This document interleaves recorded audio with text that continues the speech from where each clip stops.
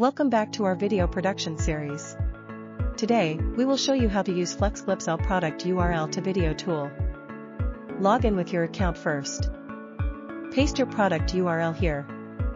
You can try one sample and check the result first. Click the Analyze URL button.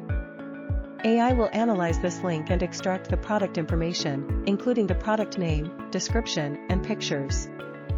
You can adjust the product name and description, and delete product images or upload new images. Once finished, click Next. Here, you can choose the video ratio, adjust the AI voice settings, and subtitle styles. Click Generate. A few seconds later, you will get a product ad video.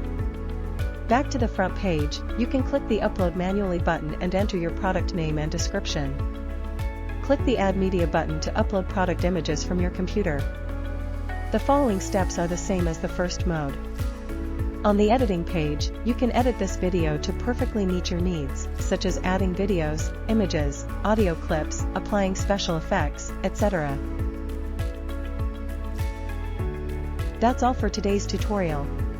Stay tuned for more video production tips in our series.